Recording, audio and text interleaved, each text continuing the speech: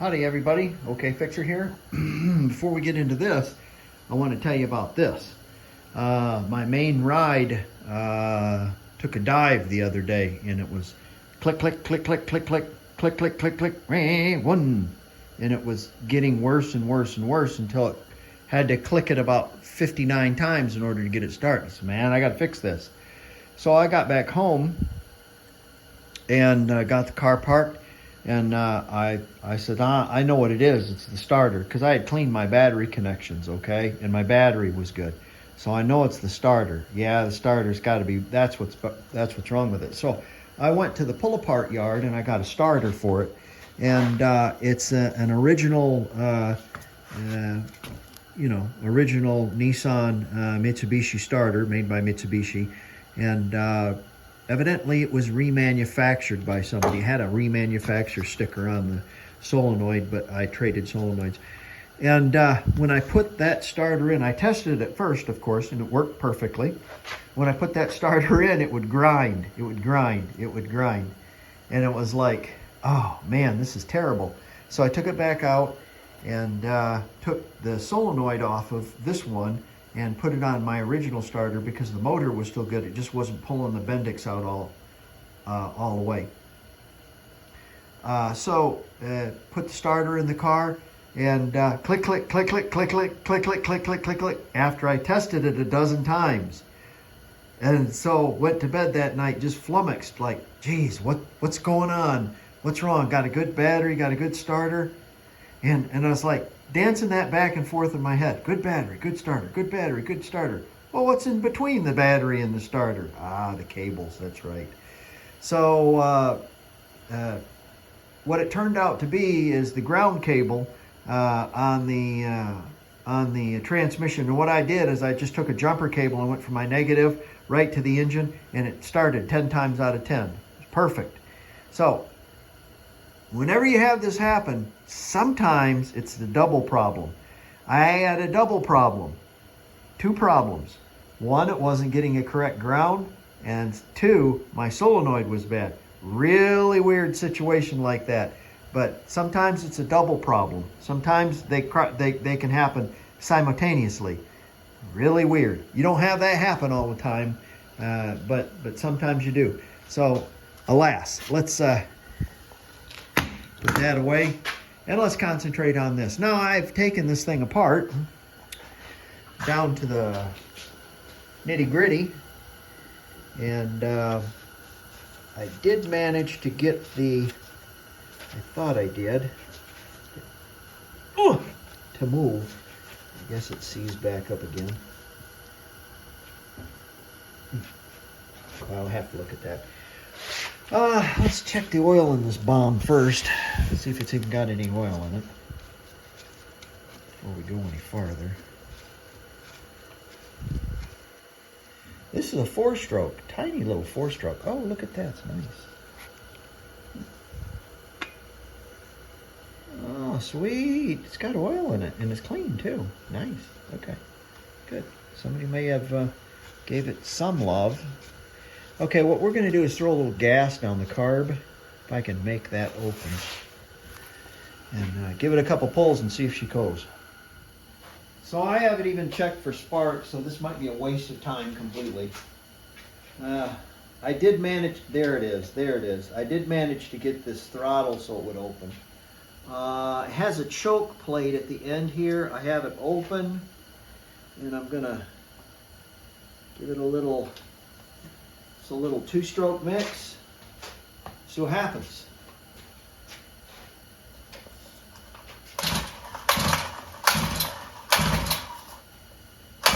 Whoop!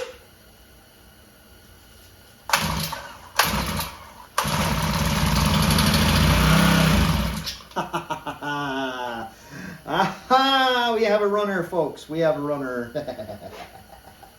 That's great. Okay.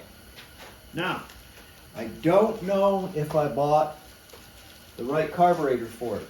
Why would I buy a carburetor right off the bat? Well, it has this little bulb underneath it, and the bulb is fractured. One of those little primer bulbs. So I bought a carburetor online,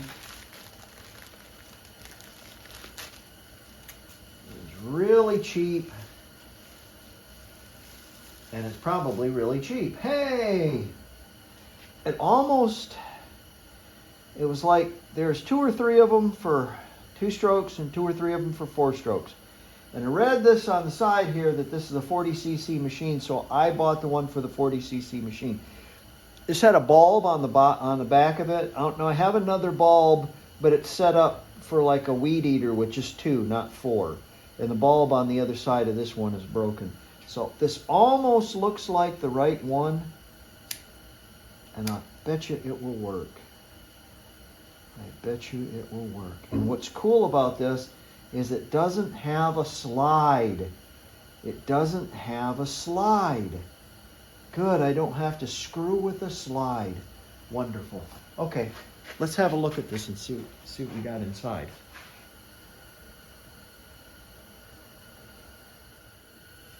Well, looks like there's 2 10mm bolts there. Well, 6x1s, 10mm head nuts. Let's get those off. This plastic plate right here will probably come off, and so will the carburetor just come off. There's no throttle cable hooked to it, as the throttle cable has broken off. I was deceiving. They were 8mm heads. Can't see anymore. Looks like we have a little breather there of some sorts. And here is the unit. What's going on here? Oh, it's a gasket and a... Yeah, we're going to have to do a little love on that, because that's going to be all kinds of wrong probably. Suck air. Well, let's have a look between these two.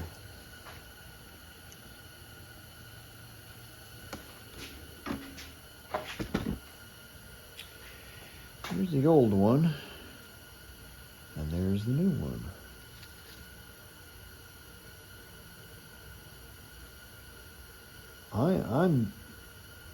I'm impressed. That's exactly the one. That is spot on. Look at that. The new one's even got a little adjustment. I imagine you could take and pop that off and adjust it also. Okay, great. Now, I was looking at this also, and this looks to be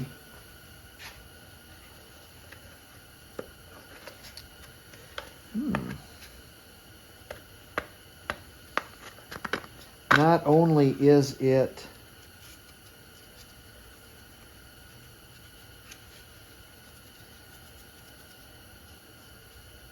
a gasket, but it's also a plate to keep the air in, kind of a little blocking plate. Okay, I'm gonna put some Permatex on this, clean up this piece, slide that carburetor in place, and tighten everything up. Pretty simple. All right, she's on. Now, you can tell by the fossil evidence that this had a line on it. This didn't have anything on it, so this must be some sort of overflow or something, because there's only one line on the tank, and that must be it. So it comes down off the fuel filter and up underneath right to that. So let's put our little gas tank on there and put some fuel in it and see what happens. So I took the time to clean this gas tank out a little bit, muck it all out. It's not too bad inside. It's got a little bit of rust here and there. It's not too bad really. And cleaned out the fuel filter and kind of fixed the lines up a little bit better, because they were kind of goofy. Somebody's really goofused this thing around. It seems like everything's like that though. Some of these bolts I took off the side here because the fenders are missing. So I'm using probably the hardware that's supposed to go there, but they had like sheetrock screws in it. What's with sheetrock screws anyway? Let's fix it with sheetrock screws. Everything's sheetrock screws. Okay, let me get this together and I'll plug the line in and we'll put some gas in it. See what happens. All right. I see there's not much gas in there. It's like barely even see it. Yeah, there's a little bit in there, I guess. Let's pump this.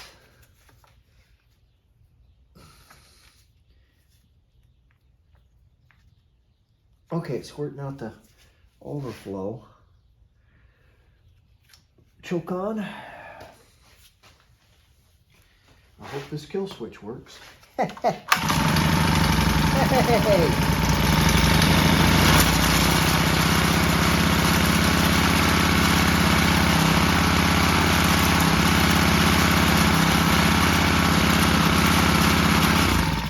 Yeah, the kill switch works too. Great, great, great. Let's put our throttle on and see if we can't zoom. I'm curious if this is going to be as easy as it's coming around to be. It's like almost like I got the right parts or something. It's weird. Okay. Yellow goes into the red, which is great.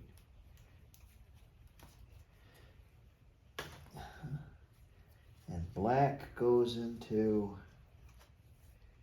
I don't know, kind of whatever, because they're female and male there, so it's not really going to matter. So that's going to go through that hole.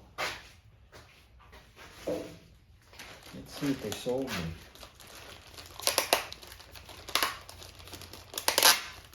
That couldn't be this lucky.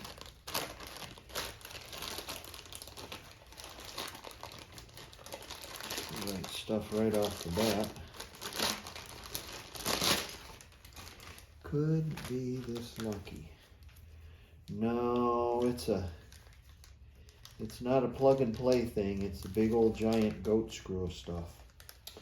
Well, this is not that one. And is this the right? Yes, it is. It's the right size at least. So let's see. Here's a cable. This is going to need to be assembled. Some assembly required, folks. Ooh, smell the Chinesium. I can't believe how cheap things are. Inexpensive, that is. Because this stuff, man, when I was a kid, this stuff would cost a fortune. You know, in today's dollars, comparably. It would be outrageous. Okay, let me assemble this bad boy, and I won't bore you with it. All right, I've got that kind of put together, sort of. I think I might need to adjust this a little more. I think it's, I don't know, I think it'll be okay.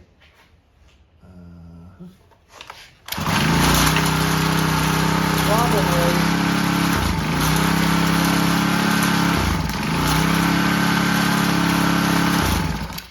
no matter what I do, the on position is off and the off position is run. So it does have an on-off switch, but it's backwards.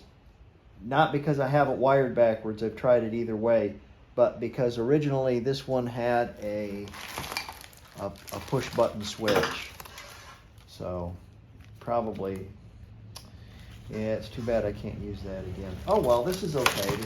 This will work fine. So we'll turn it to off, which is run.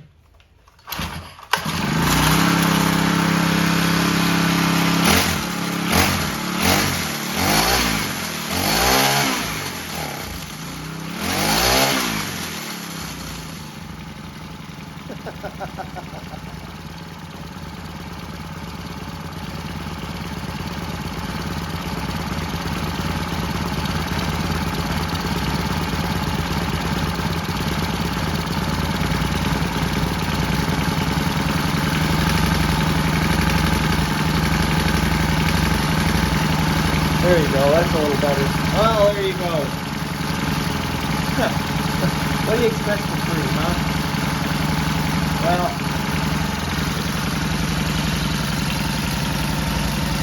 it'll be cool for some little kid until he busts himself up on it.